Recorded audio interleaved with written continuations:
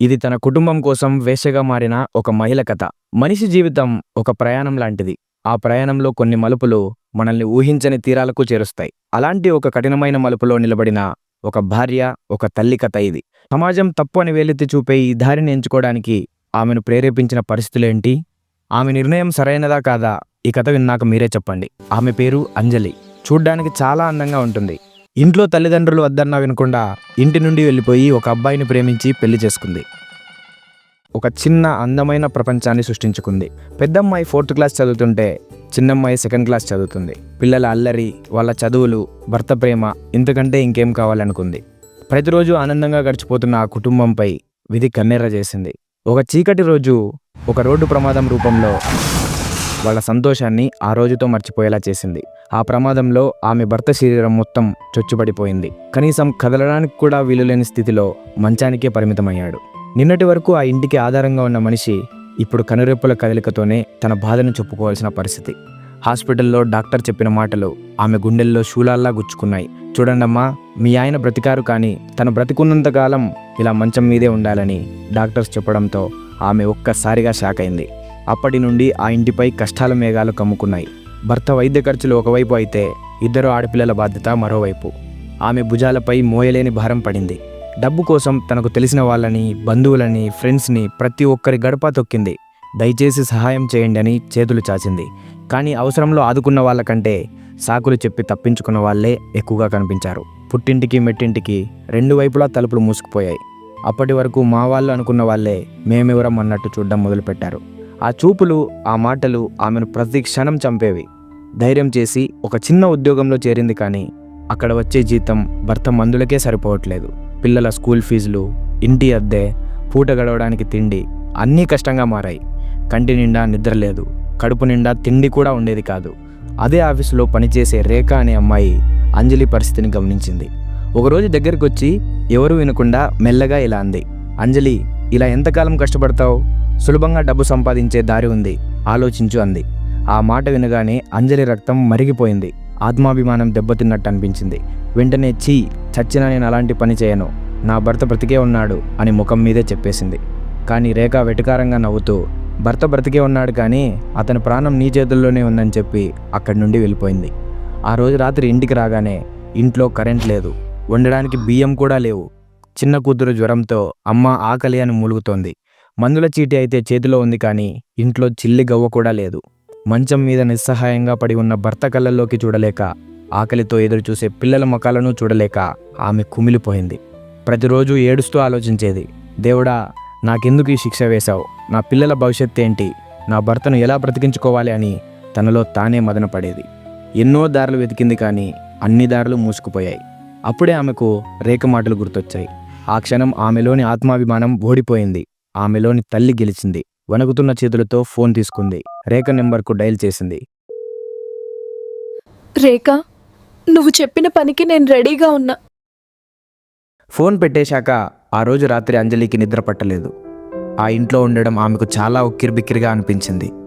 రేఖ చెప్పిన మాటలే మైండ్లో తిరుగుతున్నాయి. ఉదయాన్నే లేచి నిద్రపోతున్న తన 2 పిల్లల ఫేసెస్ చూసింది.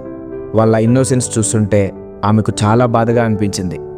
బెడ్ మీద కదలకుండా ఉన్న భర్తను చూసి నన్ను క్షమించండి అని మనసులో అనుకుంది. ఆ రోజు సాయంత్రం రేఖ చెప్పినట్టుగా రెడీ అవ్వడం స్టార్ట్ చేసింది. అద్దంలో తనని తాను చూసుకున్నప్పుడు అందులో కనిపించిన మనిషి తనేనా అనిపించింది. అప్పటి వరకు కనిపించే కాన్ఫిడెన్స్ ఇప్పుడు అసలు లేదు. ఏడుపును ఆపుకుంటూ తనకు ఏమాత్రం అలవాటు లేని ఒక మోడర్న్ డ్రెస్ వేసుకుంది. తన అసలు ఫీలింగ్స్ను దాచిపెడుతూ ముఖానికి మేకప్ వేసుకుంది. ఇంటి నుండి బయటికి వెళ్తున్నప్పుడు తను చేస్తున్న పనికి చాలా సిగ్గుగా ఫీల్ అయింది. ఆటోలో వెళ్తున్నంతసేపు బయట ప్రపంచాన్ని చూస్తుంటే తన మీద తనకే అసహ్యం వేసింది.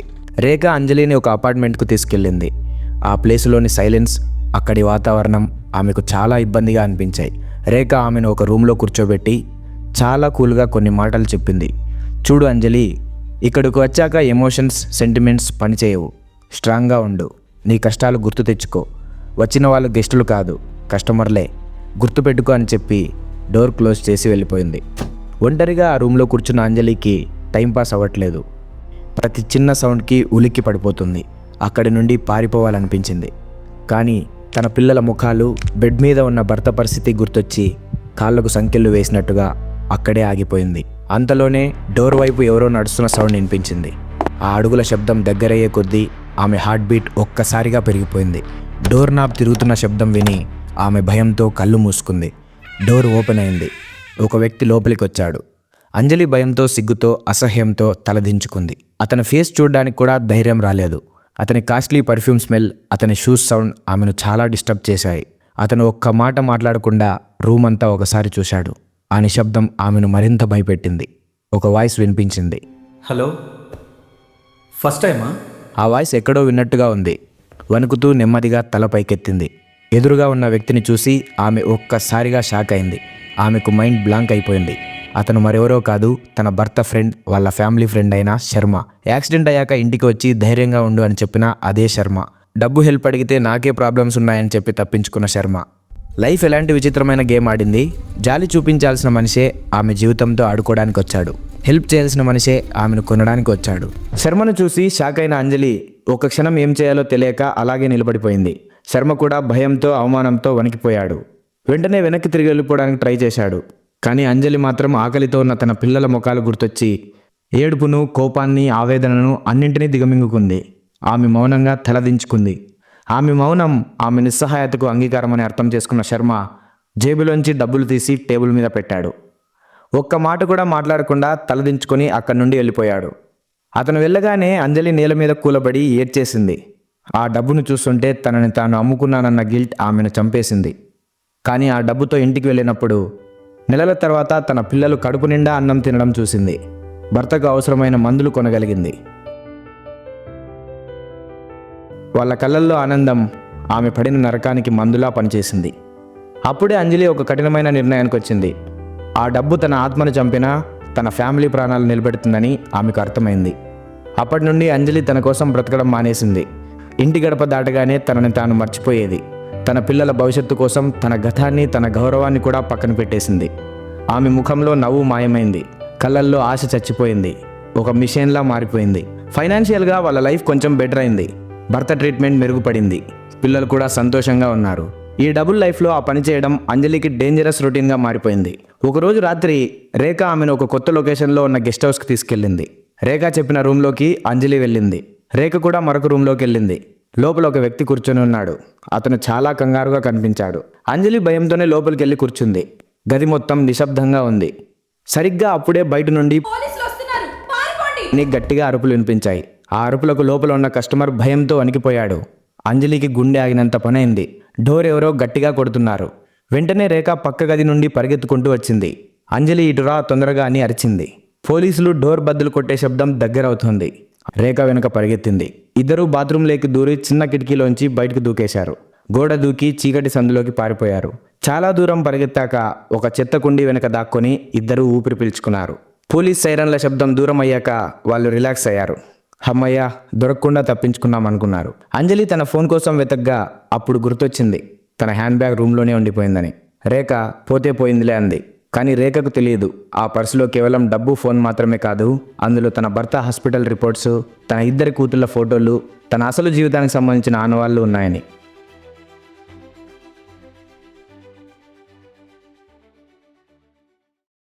ఆ రోజు నుండి అంజలికి కంటి మీద కునుకు లేదు. రాత్రిపూట ఏ బండి శబ్దం వినిపించినా పోలీసులు తన కోసమే వచ్చారేమోనని ఉలిక్కిపడి లేచేది. ఆందోళనతో రేఖకు ఫోన్ చేసింది. రేఖ, దయచేసి ఎలాగైనా ఆ పర్సును తీసుకురా. అందులో నా పిల్లల ఫోటోలున్నాయి. నీకు పిచ్చి పట్టిందా? ఆ ఏరియాకి మళ్ళీ వెళ్తే ఇద్దరం దొరికిపోతాం. ఆ బ్యాగ్ ను మర్చిపో, లేదంటే మన సంబంధం కూడా మర్చిపో అని చెప్పి ఫోన్ పెట్టేసింది. ఆ మాటలతో ఈ నరకంలో తను పూర్తిగా ఒంటరని అంజలికి అర్థమైంది. మరోవైపు పోలీస్ స్టేషన్లో ఎస్ఐ మూర్తికి అంజలి పర్సు దొరికింది. అందులోని ఫ్యామిలీ ఫోటోలు, హాస్పిటల్ బిల్లులు చూసి ఆమె ఒక బాధితురాలని అర్థం చేసుకున్నాడు. అందులో ఉన్న రమేష్ మెడికల్ రిసిప్ట్ మీద ఉన్న ఫోన్ నెంబర్ను తీసుకొని అంజలి హస్బెండ్ నెంబర్కు కాల్ చేశాడు. అన్నోన్ నెంబర్ నుండి కాల్ రావడంతో అంజలి భయంతోనే కాల్ లిఫ్ట్ చేసింది. హలో, నేను ఎస్ఐ మూర్తి మాట్లాడుతున్నాను. అలాగానే అంజలి గుండె ఆగిపోయింది. కానీ మూర్తి చాలా ప్రశాంతంగా, కంగారు పడకండి అమ్మా, మీ పర్సు నా దగ్గర సేఫ్గా ఉంది. మీ పరిస్థితి నాకు అర్థమైంది. ఈరోజు ఇప్పటికే లేట్ అయిపోయింది. అండ్ రేపు దసరా పండగ కదా, నేను మా ఫ్యామిలీతో బయటికి వెళ్తున్నాను. మీరు కూడా మీ కుటుంబంతో సంతోషంగా జరుపుకోండి. నేను ఎల్లుండి మీకు ఫోన్ చేసి మీ పర్సును మీకే తెచ్చిస్తాను. ఆ మాటలతో అప్పటి వరకు ఆమె పడిన నరకానికి ఉపశమనం దొరికినట్టయింది. ఆమె మనస్ఫూర్తిగా ఊపిరి పీల్చుకుంది. మరుసటి రోజు దసరా పండగ.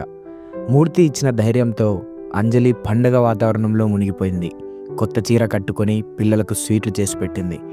మంచం మీద ఉన్న భర్త రమేష్కు పాయసం తినిపిస్తుండగా నెలల తరబడి కదలకుండా ఉన్న అతని చెయ్యి నెమ్మదిగా కదిలి ఆమె చేతిని తాకింది. అంజలి ఒక్కసారిగా షాక్ అయింది. కంగారుతో స్పూన్ కింద పడేసింది. ఆనందంతో ఆశ్చర్యంతో ఆమె కళ్ళల్లో నీళ్లు తిరిగాయి. ఒకవైపు భర్త కోలుకుంటున్నాడు, మరోవైపు తన పర్సు తిరిగి రాబోతుంది.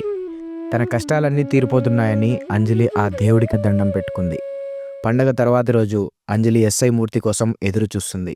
ఇంతలో డోర్ బెల్ మోగింది. మూర్తిగారు వచ్చారని వెళ్ళి తలుపు తీయగా కానీ వచ్చింది మూర్తి కాదు, ఒక లేడీ కానిస్టేబుల్. ఆమె చేతిలో అంజలి పర్సు ఉంది. ఈ పర్సు రైల్లో దొరికింది, మా సార్ ఎస్ఐ మూర్తి గారు మీకు ఇవ్వమన్నారని చెప్పి పర్సు ఇచ్చి వెళ్ళిపోయింది. అంజలి కంగారుగా ఆ పర్సును ఓపెన్ చేసి చూసింది.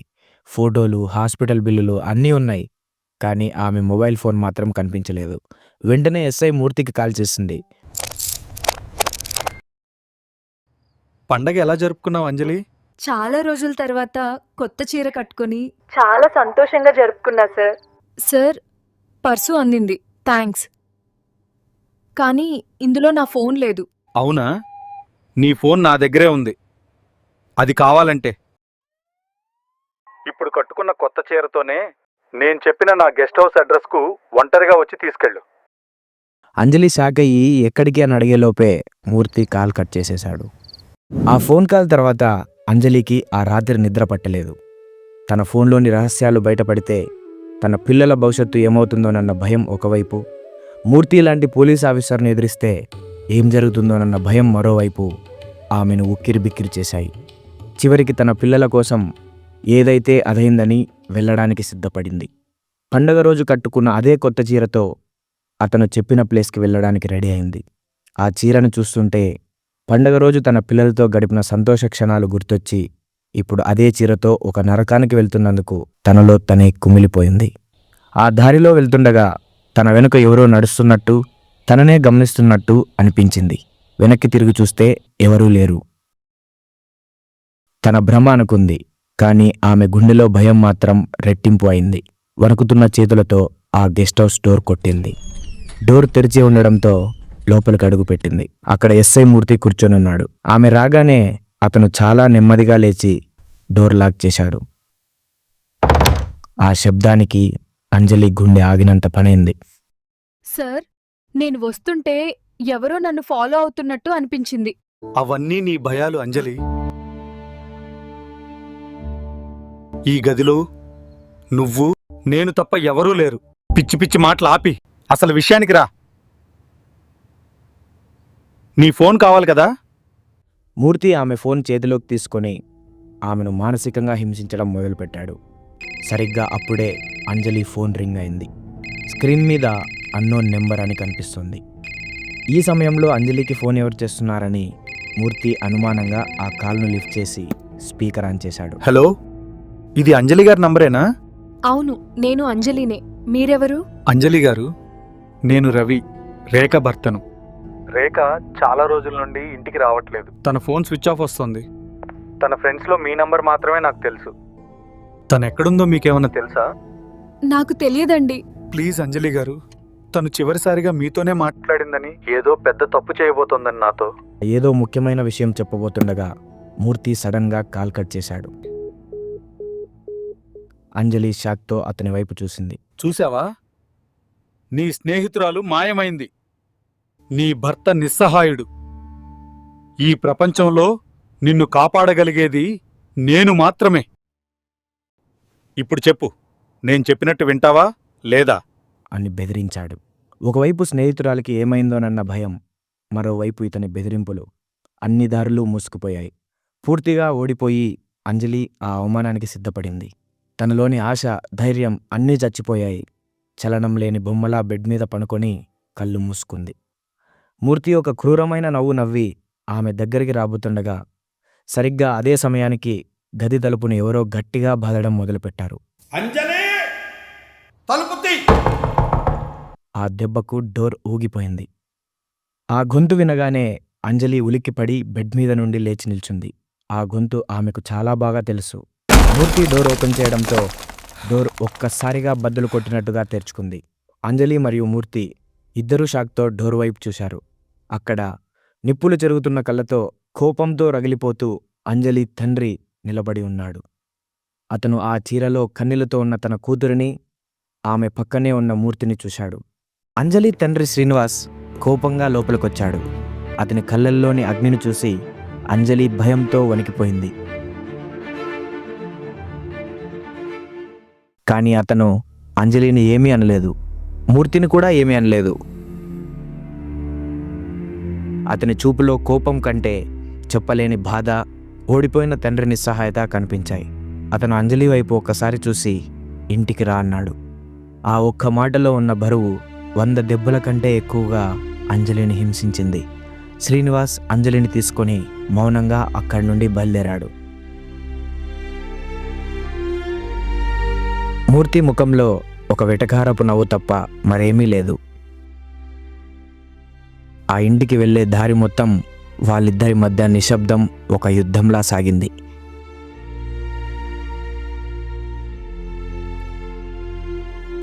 అంజలి తన తండ్రి ముఖంలోకి చూడలేకపోయింది. నాన్నను తలదించుకునేలా చేశాను, ఇక నేను బ్రతికి కూడా వేస్ట్ అని తనలో తనే కుమిలిపోయింది. మరోవైపు శ్రీనివాస్ మనసులో ఒక తుఫాను. నేను ప్రాణం కంటే ఎక్కువగా పెంచుకున్న నా కూతురు ఇలా ఎందుకు మారింది? నేను పెంచడంలో ఏమైనా తప్పు జరిగిందా, లేక దాని వెనుక నేను ఊహించని ఏదైనా పెద్ద కథ ఉందా అని అతని తండ్రి హృదయం ఘోషిస్తోంది.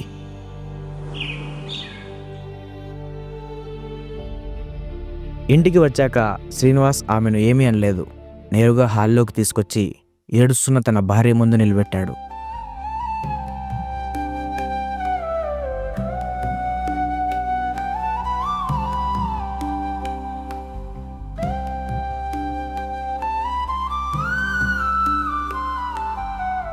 అతను చాలా ప్రశాంతంగా కానీ గొంతులో చెప్పలేని బాధతో ఒకే ఒక్క మాట అడిగాడు. ఎందుకమ్మా ఇలా చేశావు? ఆ ఒక్క మాట, ఆ పిలుపు అప్పటి వరకు ఆపుకున్న అంజలి కన్నీళ్ల ఆనకట్టను బద్దలు కొట్టింది. తండ్రి కాళ్ళ మీద పడి నన్ను క్షమించండి నాన్న అని ఏడవడం మొదలుపెట్టింది.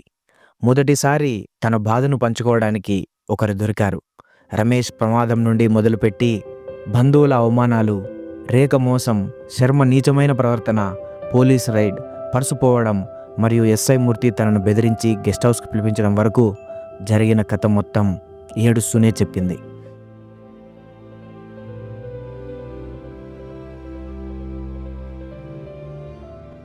శ్రీనివాస్ అంజలిని, ఆమె తల్లిని తీసుకొని నేరుగా అంజలి ఇంటికి బయలుదేరాడు.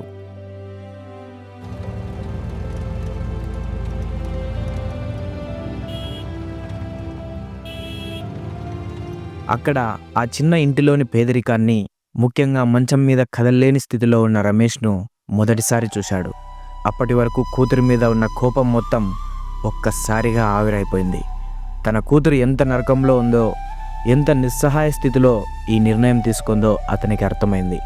కూతురు దగ్గరకు వచ్చి ఆమె తల మీద చేయి వేసి, నన్ను క్షమించమ్మా, నీకు ఇంత కష్టం వస్తే ఈ తండ్రి పక్కన నిలబడలేకపోయాడు అని కన్నీళ్లు పెట్టుకున్నాడు. చాలా రోజుల తర్వాత అంజలికి ఒక ఓదార్పు దొరికింది. అంతా విన్న శ్రీనివాస్, నువ్వు ఇక ఏడవకు, నేనున్నానని చెప్పి అంజలికి ధైర్యం చెప్పడానికి ఆమె తల్లిని అక్కడే ఉంచి ఏదో ముఖ్యమైన పని ఉందంటూ బయటికి వెళ్ళిపోయాడు.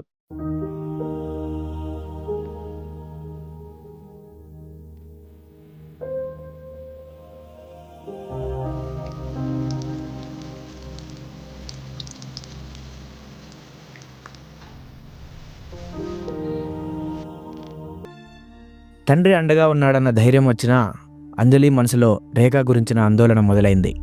రేఖకు ఏమైంది, ఆమె భర్త ఎందుకు కాల్ చేశాడని ఆలోచిస్తుండగా ఆమెకు ఒక ప్రైవేట్ నెంబర్ నుండి కాల్ వచ్చింది. ఆమె కాల్ లిఫ్ట్ చేసింది. హలో అంజలి, రేఖ, ఎక్కడున్నావు? నీకేమైంది? నువ్వు బానే ఉన్నావా?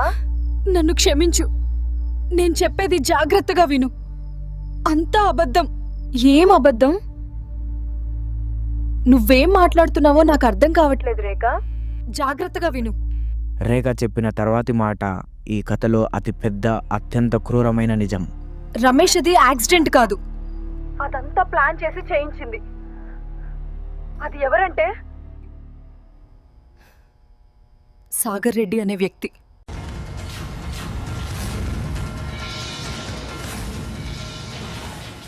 రేఖ ఏదో చెప్పబోతుండగా ఫోన్ వెనుక నుండి గట్టిగా అరుపులు వినిపించాయి.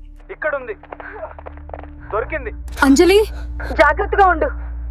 రేఖ భయంతో అరిచిన అరుపు, ఆ తర్వాత ఫోన్ కాల్ కట్ అయిపోయింది. ఒక స్నేహితురాలి చివరి మాటలు ఒక కొత్త, మరింత భయంకరమైన శత్రువును పరిచయం చేశాయి. ఎవరా సాగర్ రెడ్డి?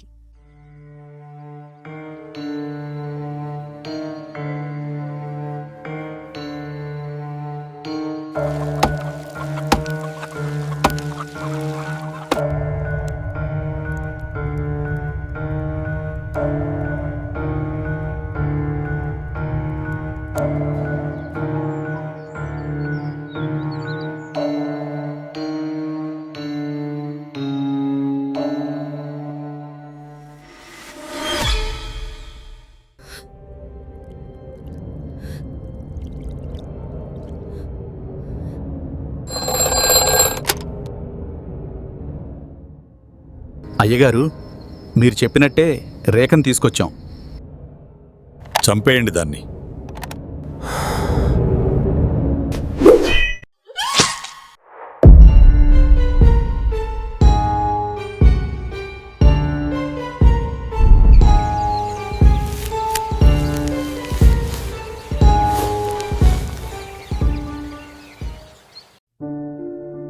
రేఖ కాల్ కట్ అయిపోగానే అంజలికి ప్రాణం పోయినంత పనైంది.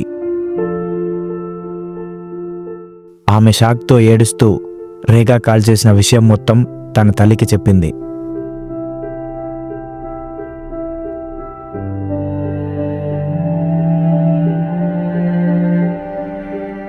నాన్న ఎక్కడికి వెళ్ళారమ్మా? ఆయనకు చెప్పాలి. ఆయనకు చెప్పాలని కంగారు పడుతుండగా బయట ఒక కారు ఆగిన శబ్దం వినిపించింది. ఎవరో వచ్చి గట్టిగా తలుపు బాదుతున్నారు. అంజలి భయంగానే వెళ్లి తలుపు తీయగా అంజలి తండ్రి శ్రీనివాస్ అక్కడ నిలబడి ఉన్నాడు. కానీ అతను ఒంటరిగా రాలేదు. అతని వెనుక దాదాపు అంజలి వయసు ఉన్న ఒక వ్యక్తి నీరసంగా నిలబడి ఉన్నాడు. అంజలి, ఇతని పేరు విక్రమ్. రమేష్ చిన్ననాటి స్నేహితుడు. నేను ఇతన్ని వెతుక్కుంటూనే వెళ్ళాను.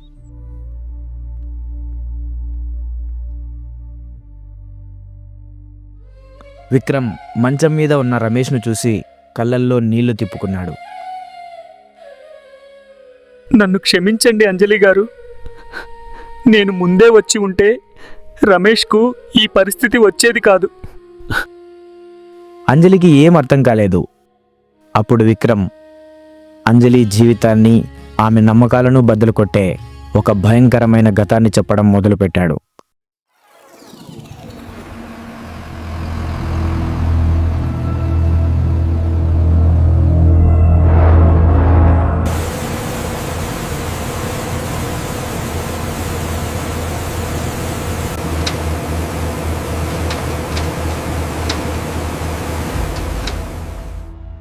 విక్రమ్ చెప్పిన కథ ప్రకారం రమేష్ ఒకప్పుడు సాగర్ రెడ్డి కంపెనీలోనే పనిచేసేవాడు.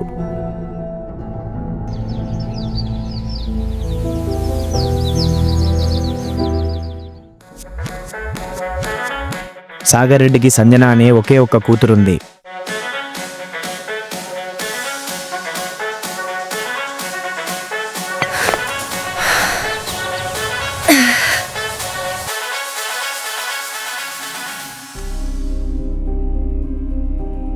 చిన్నప్పటి నుండి తల్లి లేని పిల్లవడంతో సాగర్ రెడ్డి ఆమెను చాలా గారాబంగా పెంచాడు.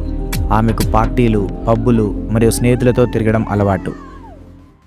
ఏయ్ రంగయ్య, డాడ్ ఎక్కడికి వెళ్ళాడు? ఇంట్లో కూడా లేడు. అయ్యగారు మిల్ ఫ్యాక్టరీకి వెళ్ళారు. అమ్మాయి గారు,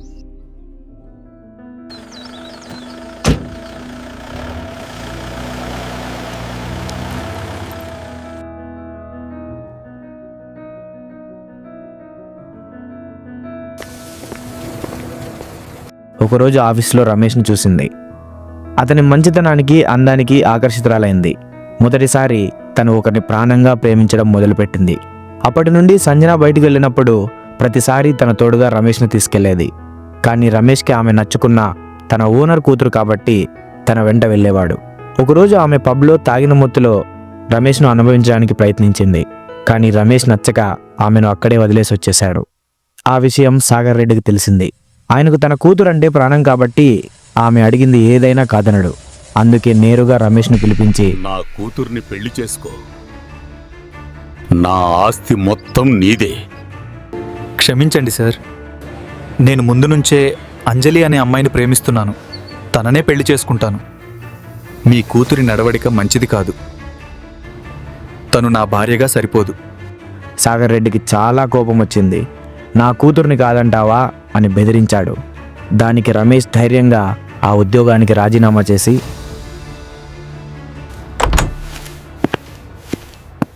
నగరం విడిచి వచ్చేశాడు.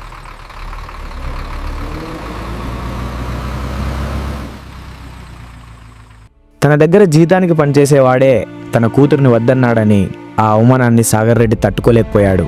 అదే సమయంలో రమేష్ తనను కాదన్నాడన్న షాక్తో సంజన మానసిక స్థితి దెబ్బతిని పిచ్చిదానిలా మారిపోయింది. కూతురి పరిస్థితిని చూసి సాగర్ రెడ్డి ప్రతీకారంతో రగిలిపోయాడు. రమేష్, అంజలి ఇద్దరినీ నాశనం చేయాలని డిసైడ్ అయ్యాడు. అప్పటి నుండి ఇద్దరు ఎక్కడ ఉన్నారో తెలుసుకోవడం మొదలుపెట్టాడు. కానీ మొదట్లో అతనికి అడ్రస్ దొరకలేదు. చివరికి ఒకరోజు అతని మనుషులు అంజలి మరియు రమేష్ ఒక గుడిలో నుండి సంతోషంగా బయటికి రావడం చూశారు. అప్పటి నుండి రమేష్ని ఫాలో అయ్యారు. అందుకే పక్కా ప్లాన్తో రమేష్ని యాక్సిడెంట్ చేయించాడు.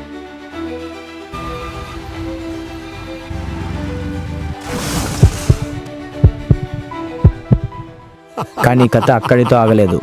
అంజలిని మరింత నరకంలోకి నెట్టడానికి ఆమె ఆఫీస్లో పనిచేసే రేఖకు డబ్బు ఆశ చూపించి ఆమెను వేశ్యగా మార్చమని చెప్పాడు.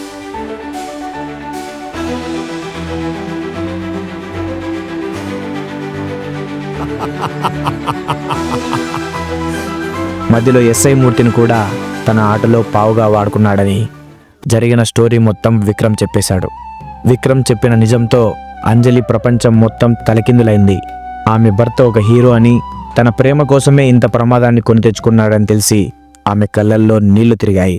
కానీ అదే సమయంలో సాగర్ రెడ్డి లాంటి రాక్షసుడితో తను పోరాడగలనా అన్న భయం ఆమెను చుట్టుముట్టింది. శ్రీనివాస్, విక్రమ్ ఇద్దరూ ఆమెకు ధైర్యం చెప్పారు. మనం అందరం కలిసి పోరాడదామని శ్రీనివాస్ అన్నాడు. ఆ భారీ నిజం నుండి తేరుకోవడానికి ప్రయత్నిస్తుండగా అంజలి గడియారం వైపు చూసింది. సమయం సాయంత్రం 6 గంటలు దాటింది. అమ్మా, పిల్లలు ఇంకా స్కూల్ నుండి రాలేదేంటి? ఆ ఒక్క మాటతో ఆ ఇంట్లో ఉన్న ప్రశాంతత మొత్తం మాయమైంది. అందరూ కంగారుగా ఒకరి ముఖాలు ఒకరు చూసుకున్నారు.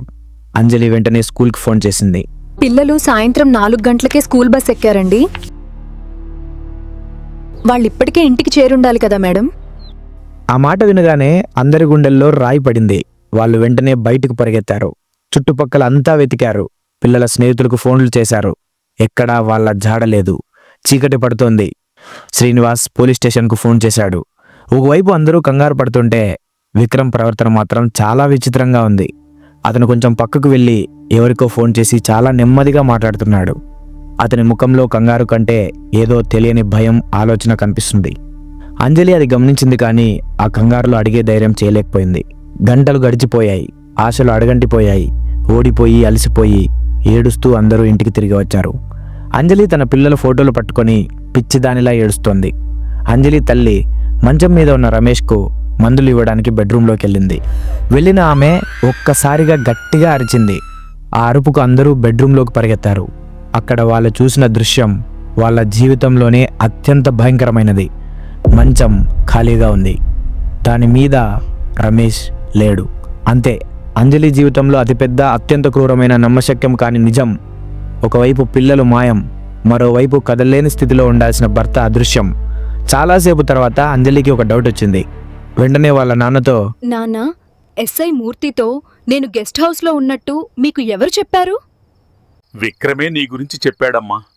అందుకే ఇందాక బయటికి వెళ్ళి విక్రమ్ను వెంట తీసుకొని వచ్చా. కుటుంబాన్ని మొత్తం కోల్పోయిన అంజలి ఆ ఇంట్లో ఒక సజీవ శవంలా కుప్పకూలిపోయింది.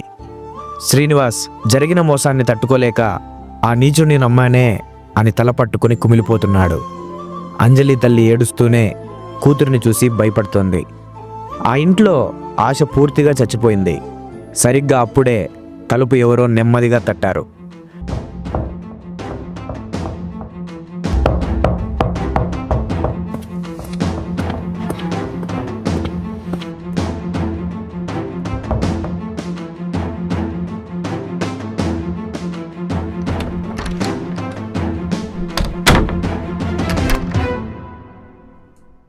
వెళ్ళి తలుపు తీయగా అక్కడ వాళ్ళ పక్కింటి లక్ష్మి అనే ఆమె నిలబడి ఉంది.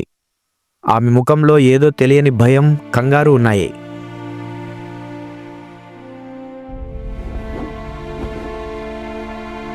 అంజలి గారు, ఏమీ అనుకోకండి. ఇందాక మీ ఇంట్లో ఎవరూ లేనప్పుడు నేను చూశానమ్మా. ఎవరు? మీ ఆయన రమేష్ను? ఆ మాట వినగానే అంజలి ఉలిక్కిపడి లేచి నిలబడింది. లక్ష్మి గారు వణుకుతూనే చెప్పడం మొదలుపెట్టారు. ఒక అంబులెన్స్ వచ్చిందమ్మా.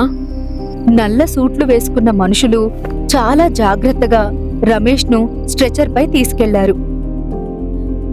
వాళ్లతో పాటు ఒక నల్ల కారు కూడా ఉంది. వాళ్ళేమీ దొంగల్లా లేరు. చాలా రిచ్గా, ప్రొఫెషనల్గా ఉన్నారు. వాళ్ళెవరో నాకు తెలియదు, కానీ ఏదో తేడాగా అనిపించింది. అంజలికి ఏం అర్థం కాలేదు. అలాగే లక్ష్మి గారు ఇంకో ముఖ్యమైన మాట చెప్పారు. అమ్మా, మీ ఇంటి ముందు ఆ మూల ఇంట్లో సీసీటీవీ కెమెరా ఉంది. ఒకసారి చెక్ చేస్తే వాళ్ళెవరో మీకు తెలియచ్చు. ఆ ఒక్క మాట అంజలిలో చచ్చిపోయిన ఆశను మళ్ళీ బ్రతికించింది. అంజలి, ఆమె తల్లిదండ్రులు కంగారుగా ఆ సీసీటీవీ ఫుటేజ్ చూడడానికి బయటకు పరిగెత్తారు.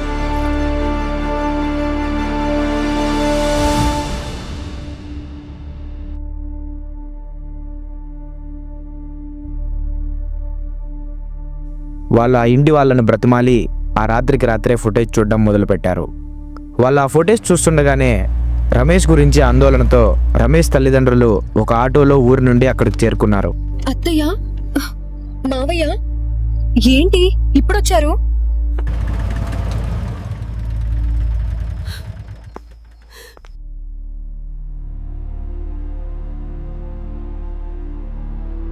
అంజలి, రమేష్ ఎక్కడమ్మా? నా కొడుకు ఎక్కడా? నాకు రాత్రి ఏదో పీడకల వచ్చింది. అత్తయ్య, అంతకంటే ముందు మీరొక్కటి చూడాలి. నాతో రండి.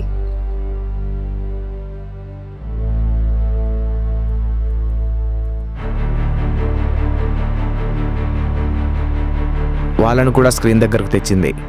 అందరూ ఆ సీసీటీవీ ఫుటేజ్ను శ్వాస బిగుబట్టి చూస్తున్నారు. లక్ష్మి గారు చెప్పింది నిజమే. ఒక తెల్లటి అంబులెన్స్, ఒక ఖరీదైన నల్ల కారు, సూట్లు వేసుకున్న మనుషులు రమేష్ను చాలా జాగ్రత్తగా అంబులెన్స్లోకి ఎక్కిస్తున్నారు. సరిగ్గా అప్పుడు ఆ నల్ల కారు డోర్ తెరుచుకుంది. లోపల నుండి ఒక వ్యక్తి దిగాడు. ఆ వ్యక్తి అంజలి చిన్న కూతురుని ఎత్తుకొని ఉన్నాడు. అంజలి, అది మన చిన్న పాపే అమ్మా. ఆ వ్యక్తి పాపను కారులో ఉన్న మరొక వ్యక్తికిచ్చి అంబులెన్స్ దగ్గరకు నడిచాడు. రమేష్ తండ్రి ఆ ఫుటేజ్లో పాజులో ఉన్న ఆ వ్యక్తి ముఖంపై వేలు పెట్టి ఆశ్చర్యపోయాడు. అరే, ఇతను మన గౌతంలా ఉన్నాడు. అవునండి, అది మన గౌతమే అక్కడుండేది. గౌతమ్ ఎవరు మావయ్య? అప్పుడు రమేష్ తండ్రి చెప్పాడు. అమ్మా, వాడు రమేష్ ప్రాణ స్నేహితుడు. చిన్నప్పటి నుండి కలిసే పెరిగారు. చాలా ఏళ్ల క్రితం దుబాయ్ వెళ్ళాడు. అక్కడ పెద్ద గ్యాంగ్స్టర్లా, అదే పెద్ద బిజినెస్ మ్యాన్ అయ్యాడని విన్నాం. కానీ వాడు మన పాపతో ఇక్కడేం చేస్తున్నాడు? అసలు రమేష్ని ఎందుకు తీసుకెళ్లాడు అని ఆలోచించాడు. అందరూ గందరగోళంగా ఇంటికి తిరిగి వచ్చారు. ఒక స్నేహితుడా, గ్యాంగ్స్టరా? అతను రమేష్ను, పాపను ఎందుకు తీసుకెళ్లాడు? మరి పెద్ద పాప ఎక్కడా? ఎందుకు అతను ఫోన్ కూడా చేయలేదు? ఆ రాత్రి మొత్తం వాళ్లకు ఆందోళనతో నిద్ర పట్టలేదు.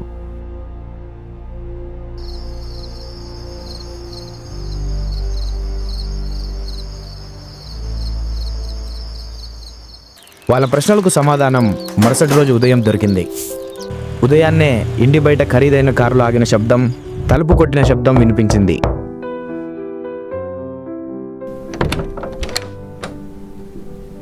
అంజలి భయంతోనే తలుపు తీసింది. బయట గౌతమ్. అతను చూడ్డానికి ఒక గ్యాంగ్స్టర్లానే ఉన్నాడు. అతని వెనుక పదుల సంఖ్యలో నల్లసూట్లు వేసుకున్న మనుషులు మరియు అతని పక్కనే భయంతో వణికిపోతూ అంజలి ఇద్దరు కూతుళ్ళు అమ్మ అంటూ ఇద్దరు పరిగెత్తుకొచ్చి అంజలిని పట్టుకొని ఏడ్చేశారు. ఆ దృశ్యం అంజలి కళ్ళల్లో నీళ్లు తెప్పించింది. తన పిల్లలు తన దగ్గరకు చేరారు.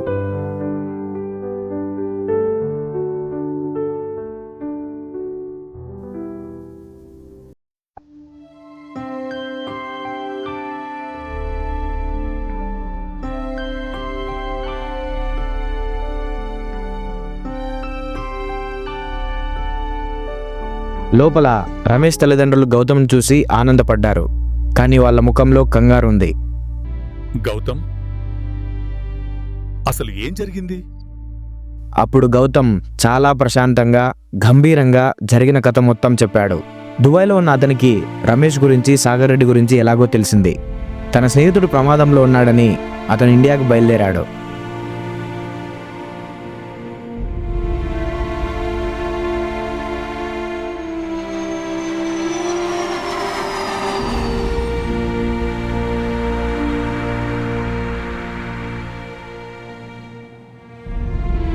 అతను వస్తున్న దారిలోనే సాగర్ రెడ్డి మనుషులు అంజలి పిల్లలు వెళ్తున్న స్కూల్ బస్ అటాక్ చేసి కిడ్నాప్ చేయడానికి ప్రయత్నించారు. సమాచారం అందుకున్న గౌతమ్ గ్యాంగ్ వాళ్ళతో పోరాడి పిల్లలను కాపాడారు.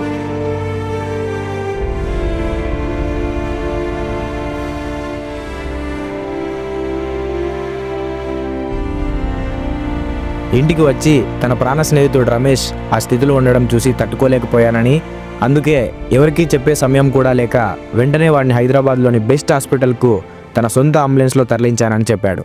ఆ మాటలు వింటుంటే అంజలికి దేవుడే కిందకు దిగి వచ్చినట్టు అనిపించింది. గౌతమ్ వాళ్ళందరినీ తన కార్లలో హాస్పిటల్ వద్దకు తీసుకెళ్లాడు.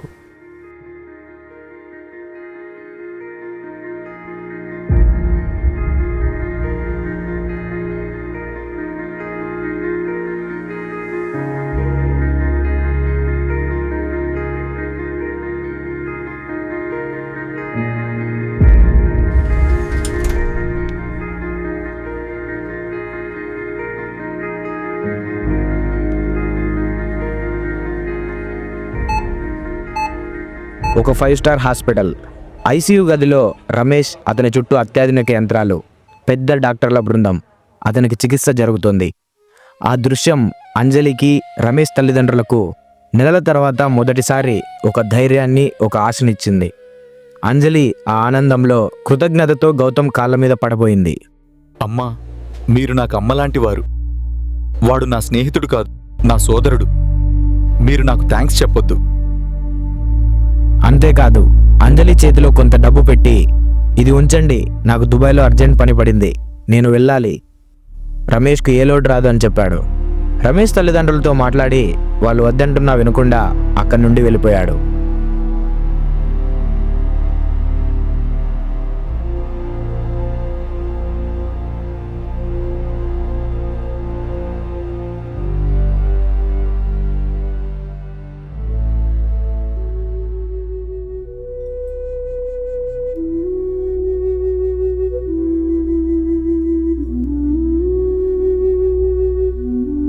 ఆ రాత్రి అంజలి, ఆమె అత్తామామలు హాస్పిటల్ గది బయట రమేష్ కోలుకోవాలని దేవుణ్ణి ప్రార్థిస్తున్నారు.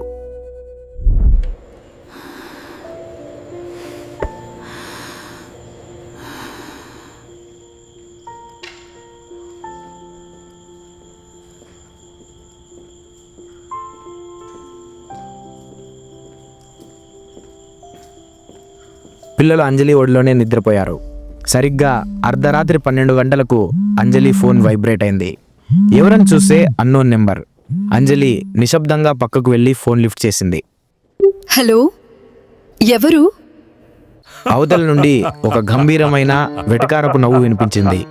ఆ నవ్వు అంజలి రక్తాన్ని గడ్డ కట్టించింది. నా పరిచయం నీకంత అవసరం లేదు అంజలి.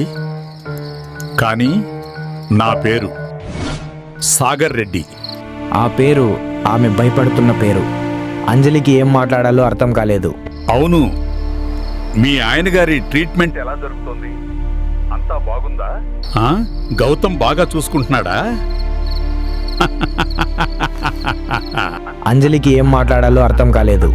ఈ రాక్షసుడికి ఇవన్నీ ఇంత కరెక్ట్గా ఎలా తెలుస్తున్నాయి? ఎక్కువ ఆనందపడకు అంజలి. మరో 2-3 రోజుల్లో నీ జీవితంలోనే అతి పెద్ద మలుపు చూడబోతున్నావు. గౌతమ్ను నమ్ముతున్నావా? పాపం, వాడు నా ముందు ఒక బచ్చ. సరే, ఎక్కువ మాట్లాడను. మనం చాలా త్వరలో నేరుగా కలుద్దాం అంజలి. బాయ్. కాల్ కట్ అయింది. అంజలి భయంతో చెమటలు పట్టి అక్కడే గోడకు జారపడింది. వాడు నా ముందు ఒక బచ్చ. ఆ మాటలు ఆమె చెవుల్లో మారుమోగుతున్నాయి. ఆ భయం నుండి తేరుకునే లోపే ఐసీయూ నుండి ఒక నర్సు కంగారుగా బయటకొచ్చింది. రమేష్ గారి అటెండెంట్ ఎవరు? అది నేనే. ఏమైంది సిస్టర్? కంగారు పడకండి, పేషెంట్ స్టేబుల్గా ఉన్నారు. డాక్టర్ గారు మీతో అర్జెంటుగా మాట్లాడాలంటున్నారు. పేషెంట్ రిపోర్ట్స్ చాలా వింతగా ఉన్నాయి. దయచేసి ఇటు రండి. అంజలి వణుకుతున్న కాళ్లతో భయంతో ఆ డాక్టర్ క్యాబిన్లోకి అడుగుపెట్టింది. ఆమె అత్తామామలు, గౌతమ్ మనుషులు బయటే ఎదురు చూస్తున్నారు. డాక్టర్ ముఖం చాలా గంభీరంగా ఉంది. అతను కొన్ని రిపోర్ట్స్ చూస్తూ, మిసెస్ అంజలి, దయచేసి కూర్చోండి. చూడండి, పేషెంట్ రిపోర్ట్స్ చాలా వింతగా ఉన్నాయి. అతని బ్రెయిన్ యాక్టివిటీలో సడన్ చేంజ్ కనిపిస్తోంది. ఇది మంచికి కావచ్చు, చెడుకు కావచ్చు, కానీ నాకైతే ఇది నార్మల్గా అనిపించడం లేదు. ఆ డాక్టర్ చెప్పిన మాటలు అంజలికి ఆశకు బదులు ఆందోళనను ఇచ్చాయి. అంజలికి గుండె వేగం పెరిగింది. సాగర్ రెడ్డి మాటలు గుర్తొచ్చాయి. డాక్టర్ కొనసాగించాడు. మేమతనికి ఒక క్రిటికల్ న్యూరో ప్రొసీజర్ తక్షణమే చేయాలి. అయితే ఇక్కడ కాదు, మా అడ్వాన్స్డ్ ఆపరేషన్ థియేటర్ 3వ అంతస్తులో ఉంది. వెంటనే పేషెంట్ను షిఫ్ట్ చేయాలి.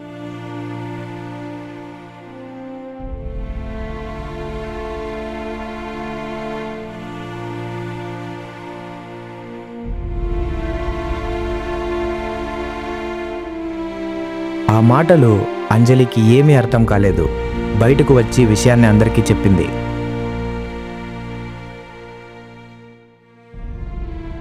గౌతమ్ మనుషులు వెంటనే దుబాయ్లో ఉన్న గౌతమ్కు ఫోన్ చేసి ఈ విషయం చెప్పారు. డాక్టర్లు ఏం చెప్తే అది చెయ్యండి. డబ్బు గురించి ఆలోచించొద్దు. మనకి రమేష్ ప్రాణాలు ముఖ్యం. ఆ డాక్టర్ మరియు నర్సులు రమేష్ను అతని చుట్టూ ఉన్న యంత్రాలతో సహా ఆ స్ట్రెచ్చర్ మీద ఆపరేషన్ థియేటర్కు తీసుకెళ్లారు.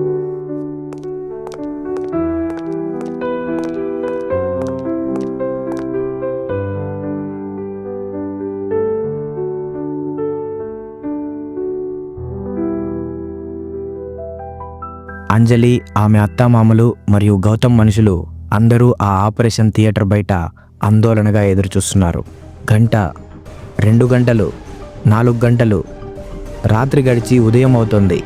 లోపల నుండి ఎలాంటి సమాచారం లేదు. కానీ అసలు కథ ఆ ఆపరేషన్ థియేటర్ ముందు కాదు, దాని వెనుక డోర్ దగ్గర జరిగింది.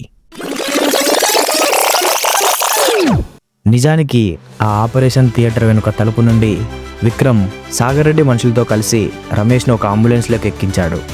అంబులెన్స్ కదులుతుండగా లోపల కదలలేని స్థితిలో ఉన్న రమేష్ను చూసి అతని పక్కనే కూర్చున్న విక్రమ్ ఒక క్రూరమైన నవ్వు నవ్వాడు.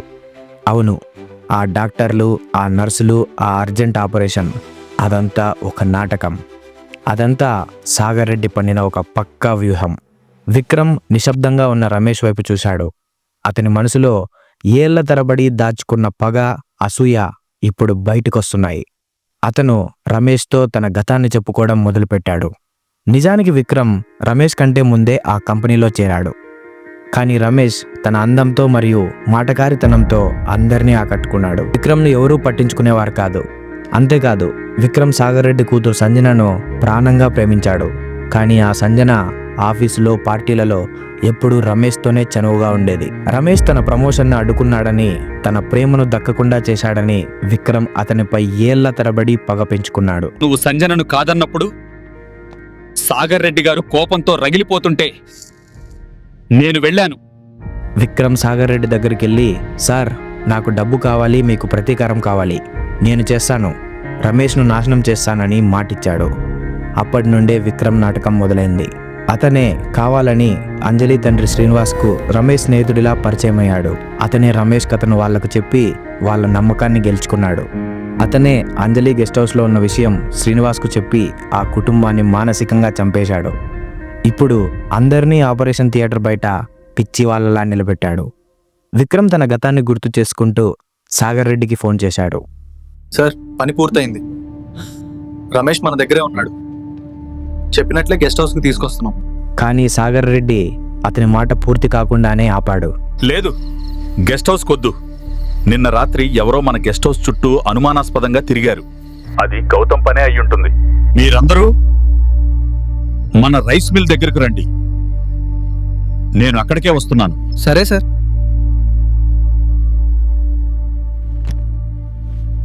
బండి మిల్లుకు బోని. అంబులెన్స్ రైస్ మిల్ వైపు తిరిగింది.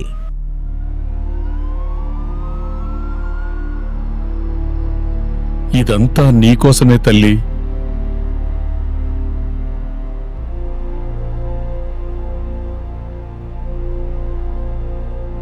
రేయ్, బండి తీ.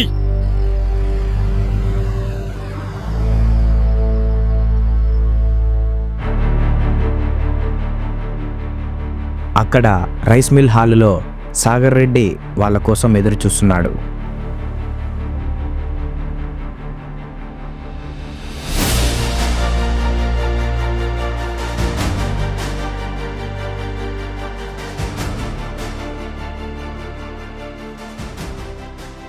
రమేష్ను లోపలికి తెచ్చారు. సాగర్ రెడ్డి మంచం మీద ఉన్న రమేష్ను చూసి పైశాచికంగా నవ్వాడు. చూసావా నా కూతుర్ని కాదన్నవాడి గతి. రేయ్, తీసుకెళ్ళి ఆ గదిలో పడేయండ్రా వీణ్ణి. వాళ్ళు రమేష్ను ఆ మిల్లులోని ఒక చీకటి గదిలో పడేశారు.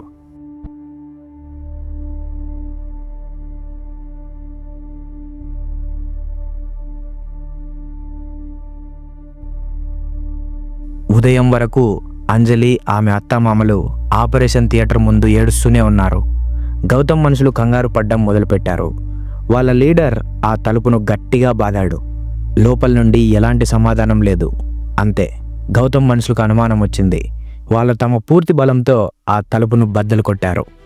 అంజలి రమేష్ అంటూ లోపలికి పరిగెత్తింది. కానీ అక్కడ ఆపరేషన్ థియేటర్ మొత్తం ఖాళీగా ఉంది. రమేష్ లేడు, డాక్టర్ లేరు, నర్సులు లేరు, ఒక యంత్రం కూడా అక్కడ లేదు. ఆ గది మొత్తం ఖాళీగా ఉంది. వెనుక ఉన్న డోర్ తలుపులు తెరిచి ఉన్నాయి. అంజలి ఆ నిజాన్ని చూసి అక్కడే కుప్పకూలిపోయింది. గౌతమ్ మనుషులు కంగారుగా రిసెప్షన్కు పరిగెత్తారు. ఆపరేషన్, ఆ డాక్టర్, ఆ నర్స్. ఏ ఆపరేషన్ సార్? ఈ రాత్రి ఇక్కడ ఏ ఎమర్జెన్సీ ఆపరేషన్ జరగలేదు. మీరు చెప్పే పేరుతో మా హాస్పిటల్లో ఏ డాక్టరు, ఏ నర్సు పనిచేయడం లేదు సార్. రిసెప్షనిస్ట్ చెప్పిన ఆ సమాధానం వాళ్ళ గుండెలను ఆపేసింది. మోసం, మరోసారి భయంకరమైన మోసం. అంజలి అత్తామామలు అక్కడే కుప్పకూలిపోయారు. గౌతమ్ మనుషులు దుబాయ్లో ఉన్న గౌతమ్కు ఫోన్ చేశారు. కానీ ఎన్నిసార్లు ప్రయత్నించినా గౌతమ్ ఫోన్ అస్సలు కలవడం లేదు. అందరూ ఏడుస్తున్నారు. కానీ అంజలి, ఆమె ముఖంలో ఇప్పుడు ఏడుపు లేదు, భయం లేదు. ఒక తల్లిగా, ఒక భార్యగా ఓడిపోయి ఆమెలోని శక్తి ఇప్పుడు నిద్రలేచింది. సరిగ్గా అప్పుడే ఒక సాగర్ రెడ్డి ఫోన్ చేశాడు. హలో అంజలి, నీ రక్షకుడు గౌతమ్ నిన్ను కాపాడా? నేను ముందే చెప్పాను, వాడు నా ముందు బచ్చా అని. నాకు నీ మౌనం నచ్చింది అంజలి. ఇప్పుడు నీ భర్త నా దగ్గర రైస్ మిల్లులో ఉన్నాడు. నీకు ఆఖరి అవకాశం ఇస్తున్నాను. అంజలి ఒక్క మాట కూడా మాట్లాడలేదు. ఎవ్వరికీ చెప్పకుండా నువ్వు ఒక్కదానివే నా దగ్గరికి రా. వస్తే నీ భర్తను చంపాలో లేదో ఆలోచిస్తాను. కాల్ కట్ అయింది.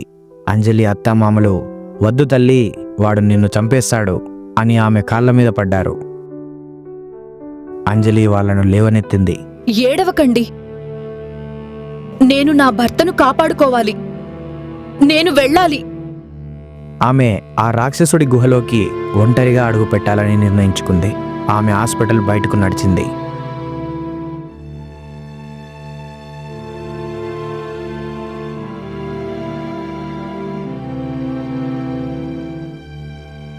సాగర్ రెడ్డి చెప్పినట్లే ఒక నల్ల కారు ఆమె కోసం ఎదురు చూస్తుంది.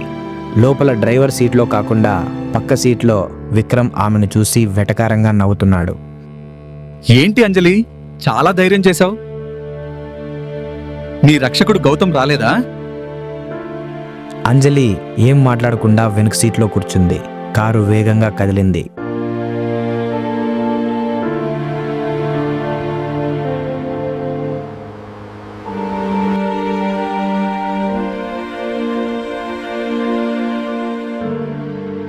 కారు రైస్ మిల్ వైపు వెళ్తుంది. రైస్ మిల్కు ఇంకా చాలా దూరంలో ఉండగానే ఒక నిర్మానుష్య ప్రదేశంలో విక్రమ్ కారును ఆపించాడు.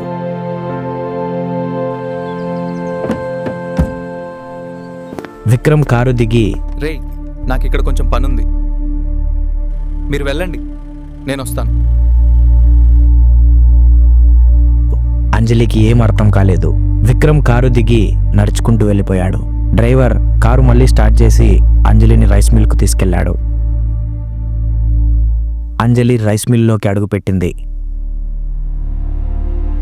పాత దుమ్ము పట్టిన ఆ హాల్లో ఒక చైర్లో రాజులా సాగర్ రెడ్డి కూర్చొని ఉన్నాడు.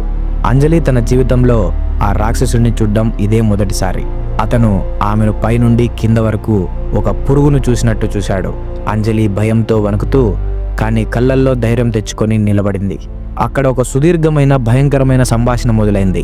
రా అంజలి, రా, నీకోసమే ఎదురు చూస్తున్నాను. అంజలి కన్నీళ్లతో అతని ముందు చేతులు జోడించింది. దయచేసి నా భర్తను వదిలేయండి. నీకేం కావాలో చెప్పండి. నా ప్రాణం కావాలంటే ఇచ్చేస్తాను. నీ ప్రాణమా? నీ ప్రాణం నా కూతురు జీవితం కంటే విలువైందా? నువ్వు నీ భర్త ఇద్దరూ కలిసి నా కూతురు జీవితాన్ని నాశనం చేశారు. నా సంజన పిచ్చిదైంది.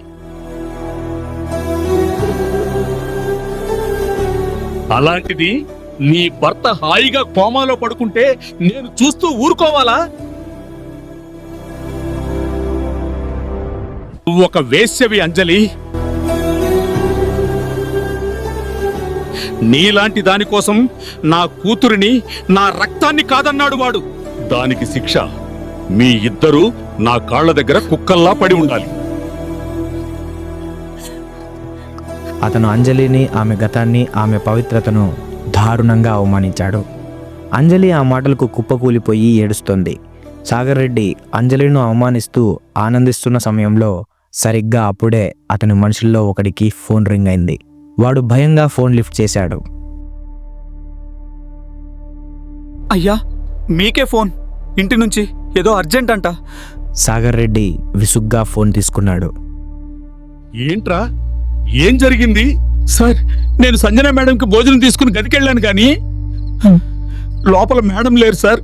సంజన మేడం కనిపించడం లేదు. అంతే, ఆ మాట సాగర్ రెడ్డి గుండెల్లో బాంబులా పేలింది. అతని ముఖంలో రంగులు మారిపోయాయి. అతని కూతురు, అతని ప్రతీకారానికి కారణం ఇప్పుడు మాయమైంది.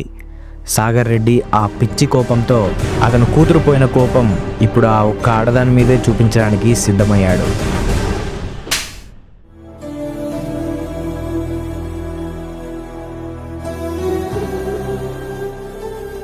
దీన్ని తీసుకెళ్లి రమేష్ గాడు ఉన్న ఆ చీకటి గదిలో పడేయండి. నా కూతురు దొరికే వరకు దీనికి తిండి లేదు, నీళ్లు లేవు.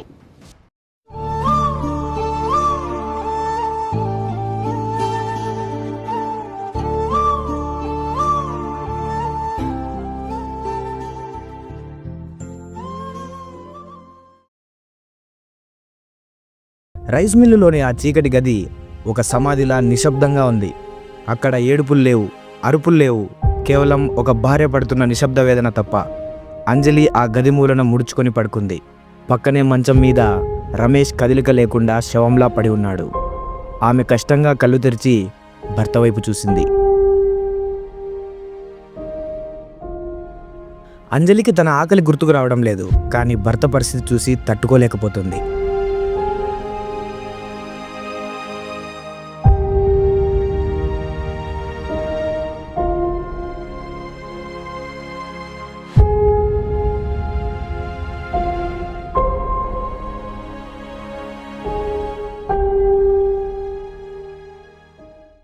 ఏం కర్మ అండి ఇది. చిన్న పాప అడుగుతోంది నాన్న ఎప్పుడొస్తారని. నేనేం చెప్పాలి? మనం ఎవరికి అన్యాయం చేశామని ఈ శిక్ష అండి? మిమ్మల్ని ఇలా చూడలేకపోతున్నాను, దయచేసి లేవండి. ఆ గదిలో ఆమె చేస్తున్న ఆ చిన్న ప్రయత్నం ఆమె ప్రేమకు నిదర్శనం. బయట ప్రపంచం ఆమెను మర్చిపోయిందేమో, కానీ ఆమె ఆశ మాత్రం చావలేదు. ఇటువైపు బయట 3 రోజులు సాగర్ రెడ్డి మనుషులు సిటీ మొత్తం జల్లెడ పట్టారు. ప్రతి సందు ప్రతి గొంతు వెతికారు. హాస్పిటల్స్, రైల్వే స్టేషన్స్, బస్టాండ్స్ ఏదీ వదలలేదు. కానీ సంజన జాడ ఎక్కడా లేదు. వాళ్ళు అలసిపోయి తలదించుకొని సాగర్ రెడ్డి ముందుకొచ్చారు.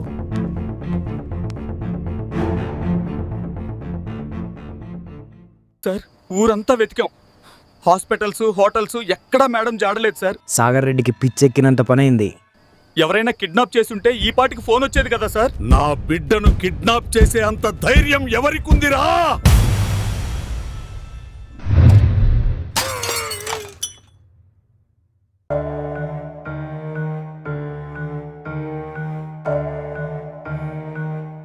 అతని అనుమానం ఒక్కటే, గౌతమ్.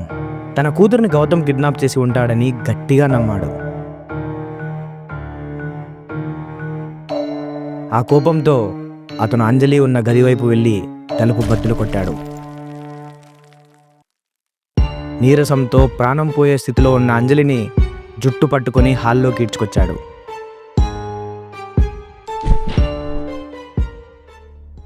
మూడు రోజులైంది. నా కూతురు ఎక్కడా? నీ మొగుడు క్షేమంగా ఉన్నాడు కదా అని ధీమాగా ఉన్నావా? నా కూతురు గురించి నీకు తెలిసే ఉంటుంది. ఆ గౌతమ్ గాడు నీకు చెప్పకుండా ఏదీ చెయ్యడు. నాకు తెలియదు సార్, నిజంగా నాకు తెలియదు. నేను ఈ గదిలోనే ఉన్నాను కదా సార్, నాకెలా తెలుస్తుంది? నా కూతురు దొరక్కపోతే రమేష్ గాన్ని నిన్ను ముక్కలు ముక్కలుగా నరికి ఆ గౌతమ్ గాడికి పార్సిల్ పంపిస్తా. నా బిడ్డల మీద ఒట్టేసి చెప్తున్నా సార్, నాకు అస్సలు తెలీదు. ప్లీజ్ మమ్మల్ని వదిలేయండి, మా పిల్లలు అనాథలైపోతారు సార్. నోరు మూయ్. ఆ గౌతమ్ గాడే ఇదంతా చేస్తున్నాడని నాకు తెలుసు. వాడిని రమ్మను. నీ ప్రాణాలు దక్కాలంటే. సాగర్ రెడ్డి ఆవేదన, కోపం కట్టలు తెంచుకున్నాయి. అతను ఒక తండ్రిగా ఓడిపోయాడు, ఒక మృగంగా మారాడు. సాగర్ రెడ్డి ఆమెను కొట్టడానికి చేయెత్తాడు. సరిగ్గా అప్పుడే సాగర్ రెడ్డి ఫోన్ మోగింది. స్క్రీన్ మీద పేరు విక్రమ్. సాగర్ రెడ్డి ఆశ్చర్యపోయాడు. 3 రోజుల నుండి వీడు కూడా కనిపించడం లేదు కదా అనుకొని ఫోన్ లిఫ్ట్ చేశాడు. సార్, నేను విక్రమ్. ఎక్కడున్నావురా ఇన్ని రోజులు? ఫోన్ ఎందుకు స్విచ్ ఆఫ్ చేశావు? కొంపదీసి సంజన నువ్వే తీసుకెళ్ళావా? నిజం చెప్పురా. సార్, కంగారు పడకండి, నేను మీ మనిషిని సార్. సంజన మేడం నా దగ్గరే ఉన్నారు, క్షేమంగా ఉన్నారు. ఏంటి? నా కూతురు నీ దగ్గరుందా? ఎందుకు తీసుకెళ్ళావురా నాకు చెప్పకుండా? అవతల నుండి విక్రమ్ అవును సార్ అంటూ, ఆ రోజు హాస్పిటల్ దగ్గర గౌతమ్ మనుషులు మేడంని కిడ్నాప్ చేయడానికి ప్లాన్ చేశారని తెలిసింది. అందుకే మీకు చెప్పే టైం లేక మేడంని రక్షించి నాకు తెలిసిన ఒక సేఫ్ ప్లేస్లో దాచాను. ఇప్పుడు అంతా క్లియర్ సార్. గౌతమ్ ఇంకా రాలేదు, అందుకే మేడంని తీసుకుని రైస్ మిల్కే వస్తున్నానని చెప్పాడు. సాగర్ రెడ్డికి కొంచెం ఉపశమనం కలిగింది. కానీ అతని మెదడులో ఒక అనుమానం. 3 రోజులు ఎందుకురా? ఫోన్ చేయడానికి ఇంత టైం పట్టిందా? వెంటనే నాకెందుకు చెప్పలేదు? ఏదో తేడాగా ఉందిరా విక్రమ్. ఇక్కడ సిగ్నల్ లేదు సార్. అయినా మీ సేఫ్టీ కోసమే సార్. నన్ను నమ్మండి సార్. ఇప్పుడే బయలుదేరాం, కాసేపట్లో మీ దగ్గర ఉంటాం. సరే, త్వరగా రా. ఫోన్ కట్ అయింది. సాగర్ రెడ్డి అంజలి వైపు చూసి, నా కూతురు రాగానే నీ కథ చెప్తాను. అప్పటి వరకు బ్రతికుండు. దీన్ని తీసుకెళ్ళండ్రా. అంజలిని మళ్ళీ ఆ చీకటి గదిలో పడేయమని చెప్పాడు. ఉదయం గడిచింది, సాయంత్రం అయ్యి రాత్రి కూడా అయిపోయింది. విక్రమ్ ఇంకా రాలేదు. సాగర్ రెడ్డి 100 సార్లు ఫోన్ చేశాడు, కానీ ఫోన్ మాత్రం స్విచ్ ఆఫ్ వస్తుంది. మళ్ళీ ఏదో తెలియని భయం. సాగర్ రెడ్డికి పిచ్చెక్కినంత పనైంది. కానీ రాత్రి చాలా ఆలస్యం అవడంతో సాగర్ రెడ్డి తన మనుషులను అక్కడ కాపలా ఉంచి విక్రమ్ నేరుగా ఇంటికే వస్తాడేమో అని తన ఇంటికి వెళ్ళిపోయాడు.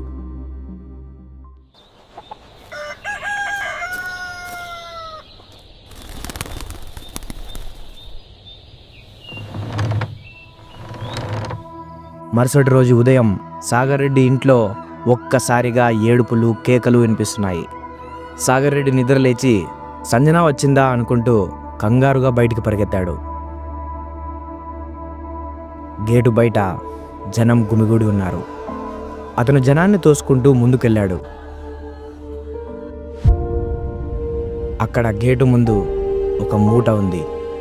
అందులో నిర్జీవంగా పడి ఉన్న తన గారాల కూతురు సంజన. ఆమె ఇక లేదు. ఎవరో ఆమెను చంపి ఇంటి ముందు పడేసి వెళ్లారు. ఆ దృశ్యం చూసి సాగర్ రెడ్డి రక్తం గడ్డకట్టుకుపోయింది. ఒక్క క్షణం అతను తండ్రిగా చచ్చిపోయాడు.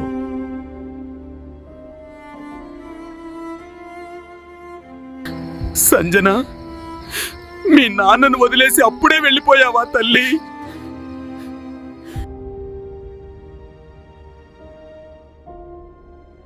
ఉదయాన్నే చెత్త పారేయడానికి బయటికి వస్తే ఎవరో ఇలా వేసి వెళ్ళారయ్యా. ఇక మరుక్షణం అతనిలో ఒక క్రూర ముఖం నిద్రలేచింది.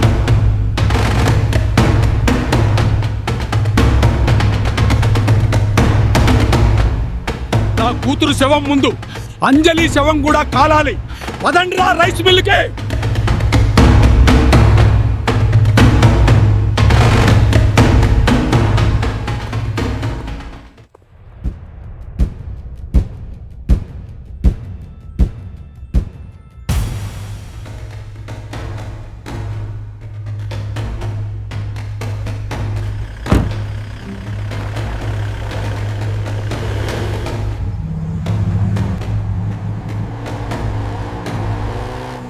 సాగర్ రెడ్డి కారు గాలి వేగంతో రైస్ మిల్కు చేరింది. అతను చేతిలో ఒక కత్తి పట్టుకొని కారు దిగి మిల్లులోకి పరిగెత్తాడు. అంజలి అని అరుస్తూ ఆమెను బంధించిన గది వైపు వెళ్ళాడు. తలుపులు బద్దలు కొట్టి అంజలిని రమేష్ను చంపడానికి సిద్ధమయ్యాడు. కానీ అతని చెయ్యి గాలిలోనే ఆగిపోయింది. ఆ గది మొత్తం ఖాళీగా ఉంది. అంజలి లేదు, మంచం మీద ఉండాల్సిన కదల్లేని పరిస్థితుల్లో ఉన్న రమేష్ కూడా లేడు. మిల్లు మొత్తం నిశ్శబ్దంగా ఉంది. అతని మనుషులు కూడా ఎవరూ కనిపించడం లేదు. మొత్తం ఖాళీ అయిపోయింది. సాగర్ రెడ్డికి పిచ్చి పట్టినంత పని అయింది. కూతురు చనిపోయింది, శత్రువులు పారిపోయారు. అతను కోపంతో ఎవడ్రా అని అరుస్తూ వెనక్కి తిరిగాడు. అప్పుడు ఒక మూలన రక్తపు మడుగులో అతని నమ్మకస్తుడైన ఒక రౌడీ చావు బ్రతుకుల మధ్య కొట్టుమిట్టాడుతూ కనిపించాడు. సాగర్ రెడ్డి పరుగున అతని దగ్గరికెళ్ళాడు. ఏం జరిగిందిరా? ఎవరు ఇదంతా చేశారు? ఇది ఆ గౌతమ్ గాడి పనేనా? చెప్పురా. అతని నోటి నుండి గౌతమ్ పేరు రాలేదు. 2 సార్లు ఒకే పేరు చెప్పాడు. విక్రమ్. విక్రమ్.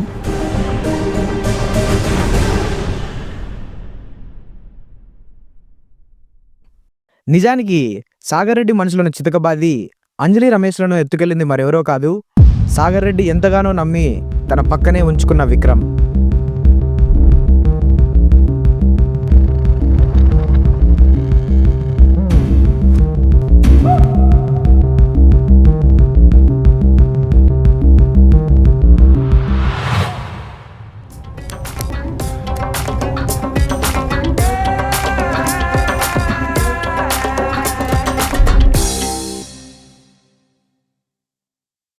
ఇటువైపు ఇండియాలో ఉన్న గౌతమ్ మనుషులు గౌతమ్కి కాల్ చేస్తూనే ఉన్నారు. ఎట్టకేలకు గౌతమ్ ఫోన్ కనెక్ట్ అయింది. వాళ్ళు వెంటనే మొత్తం విషయం చెప్పారు. సార్, సంజన చనిపోయింది. అంజలి రమేష్ కిడ్నాప్ అయ్యారు. విషయం చెప్పగానే గౌతమ్ రగిలిపోయి వెంటనే ఇండియా బయలుదేరారు. ఇక విక్రమ్ అంజలిని రమేష్ని ఒక పాతపడ్డ ఫ్యాక్టరీలో బంధించి ఉంచాడు. విక్రమ్ ముందుగా పక్కా ప్లాన్తో వెంటనే సాగర్ రెడ్డికి ఫోన్ చేశాడు. నీ కూతుర్ని చంపింది ఎవరో నాకు తెలుసు, సాగర్ రెడ్డి గారు. ఎవడ్రా వాడు? ఎందుకు ఆవేశపడతావు? ఆస్తి పత్రాలతో నేను చెప్పిన చోటికి రా. వాడిని నీకు అప్పగిస్తా. దానితో పాటు నీకొక బంపర్ ఆఫర్. ఇక్కడికొస్తే నువ్వు ఎంతగానో వెతుకుతున్నా అంజలి రమేష్లని కూడా నీకు అప్పగిస్తా. విక్రమ్ ఫోన్ కట్ చేశాడు.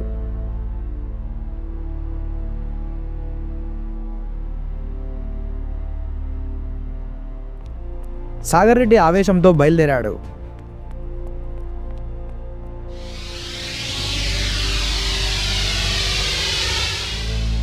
ఈలోపు గౌతమ్ ఇండియాలో ల్యాండ్ అవ్వగానే వెంటనే అంజలి నెంబర్కి కాల్ చేశాడు. కాకపోతే అంజలి ఫోన్ విక్రమ్ దగ్గరే ఉండడంతో విక్రమ్కి వెంటనే ఒక ఆలోచన వచ్చి వెంటనే గౌతమ్ కాల్ లిఫ్ట్ చేశాడు. Hi Gautam, welcome to India. Anjali and Ramesh నా దగ్గరే ఉన్నారు. రే విక్రమ్, నీకేం కావాలన్నా ఇస్తా. అంజలి రమేష్ అని వదిలేయ్. నేను చెప్పిన ప్లేస్కి ₹1,00,00,000 డబ్బుతో వస్తే నీకు వాళ్ళు ఇచ్చేస్తా. అంతకంటే పెద్ద ఆఫర్. నువ్విక్కడికొస్తే సాగర్ రెడ్డిని కూడా చంపొచ్చు. ఆ ముసలివాడు ఒంటరిగా ఇక్కడికి వస్తున్నాడు.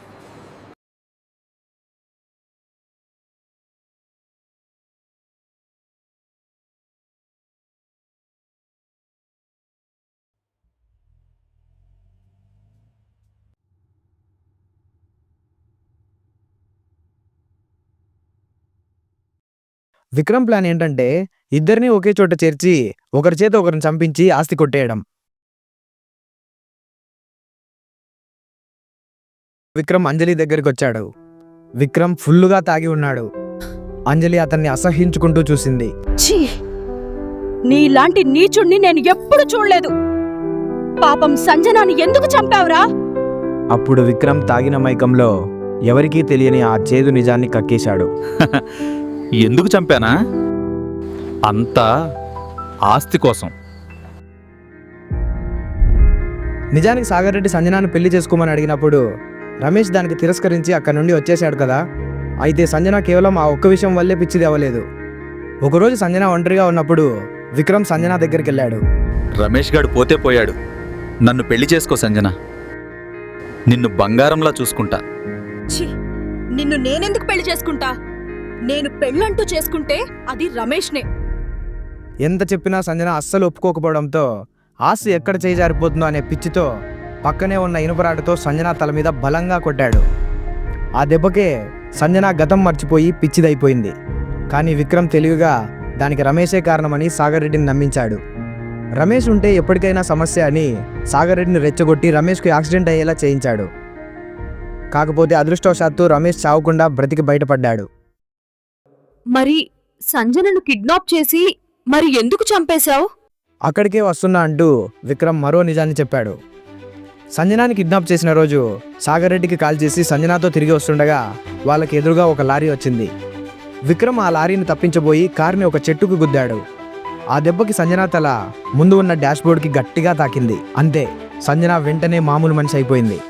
వెంటనే పక్కనే ఉన్న విక్రమ్ని చూసి, నీ బండారం మా నాన్నకి ఇప్పుడే చెప్పేస్తా అని అరిచింది. విక్రమ్కి వేరే దారి లేక వెంటనే సంజనాని కారులోనే గొంతు పిసికి చంపేసి ఆ శవాన్ని తీసుకెళ్లి సాగర్ రెడ్డి ఇంటి ముందు వేసి డైరెక్ట్గా రైస్ మిల్కి వెళ్ళి సాగర్ రెడ్డి మనుషులను కొట్టి అంజలి రమేష్లను ఆ ఫ్యాక్టరీకి తీసుకొని వచ్చాడు.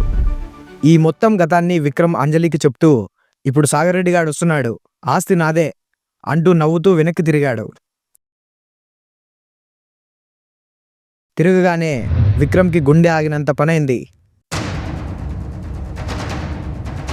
విక్రమ్ వెనుకే తలుపు దగ్గర నిప్పులు కక్కుతున్న కళ్ళతో సాగర్ రెడ్డి, అతని పక్కనే ఆవేశంతో గౌతమ్ నిలబడి ఉన్నారు.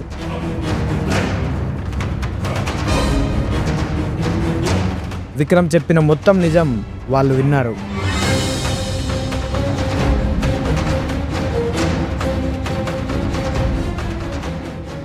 నా సంజనాన్ని చంపేస్తావురా? సాగర్ రెడ్డి వెంటనే కోపంతో విక్రమ్ని కొట్టడానికి వెళ్ళాడు.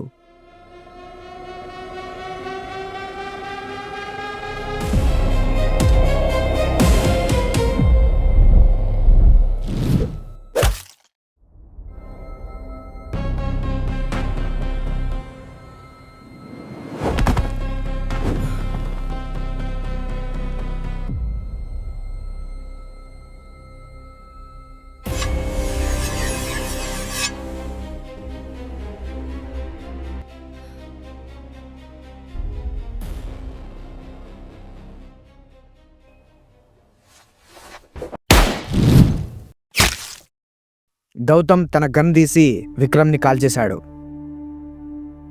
బుల్లెట్లు తగలగానే విక్రమ్ అక్కడికక్కడే కుప్పకూలిపోయాడు. సంజన ఆత్మకు శాంతి దొరికింది. అంజలి పరిగెత్తుకుంటూ సాగర్ రెడ్డి దగ్గరికి వెళ్ళి తనని పైకి లేపింది. వెంటనే నిజం తెలుసుకున్న సాగర్ రెడ్డి అంజలి కళ్ళల్లోకి చూడలేకపోయాడు. నన్ను క్షమించమ్మా అంజలి. నా కూతురి మీద ప్రేమతో వీడి పిచ్చి మాటలు విని ఇంత పని చేశా. నేను తప్పు చేశాను. నన్ను క్షమించమ్మా. అతను చేతులు జోడించి ఏడ్చాడు. అంజలి సాగర్ రెడ్డిని ఓదార్చింది.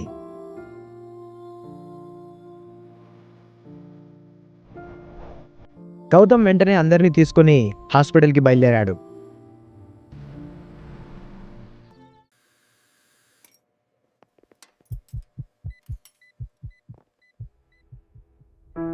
ఈసారి రమేష్కి చేసిన ఆపరేషన్ సక్సెస్ అయింది.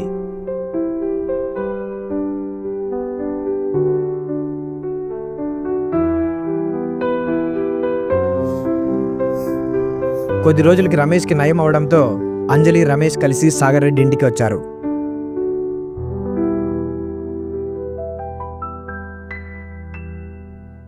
ఆ ఇద్దరిని చూసి సాగర్ రెడ్డి చాలా ఆనందపడి వెంటనే తన ఆస్తిపత్రాలు తీసుకొచ్చాడు.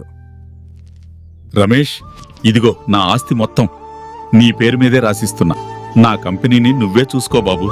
సంజన పోయింది, కానీ ఈ రోజు నుండి అంజలి నాకు కూతురు.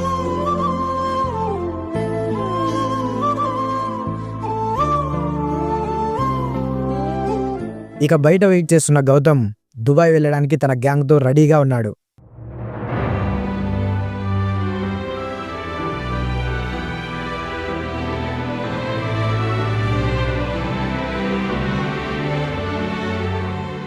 గౌతమ్ బాబు, నా ద్వారా ఏమైనా తప్పు జరిగి ఉంటే క్షమించండి. అలాంటిదేం లేదు సాగర్ రెడ్డి గారు, అంతా మన మంచికే. వాళ్ళని జాగ్రత్తగా చూసుకోండి. గౌతమ్ కారు ఎక్కుబోతుండగా అంజలి అడిగింది, మళ్ళీ ఎప్పుడొస్తారన్నయ్య? నీకు కష్టం రావాలే కాని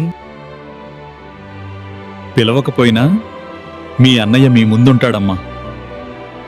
గౌతమ్ కారు గేటు దాటి వెళ్ళిపోయింది. అంజలి, రమేష్, సాగర్ రెడ్డి చిరునవ్వుతో టాటా చెప్పారు. కష్టాలు, కన్నీళ్లు, పగలు, ప్రతీకారాలు అన్నీ సమసిపోయాయి. ఒక పుణ్యస్త్రీ ఓర్పు ఆ కుటుంబాన్ని మళ్ళీ నిలబెట్టింది. చూశారుగా, నిజం నిప్పు లాంటిది. ఆలస్యం అవ్వచ్చు, కానీ అది ఎప్పటికీ దాగదు. ధర్మమే ఎప్పటికీ గెలుస్తుంది. కాకపోతే అది కాస్త టైం తీసుకోవచ్చు అంతే. ఇంతటితో ఈ కథ సమాప్తం. మా పుణ్యశ్రీ సిరీస్ని ఇంతలా ఆదరించిన మీకు శిరస్సు వంచి నమస్కరిస్తున్నాం. మరో అద్భుతమైన కథతో మా ఛానల్ మళ్ళీ మీ ముందుకు వస్తుంది. అప్పటి వరకు సెలవు. నేను మీ సాయినాథ్, సైనింగ్ ఆఫ్, టీమ్ ఆరి.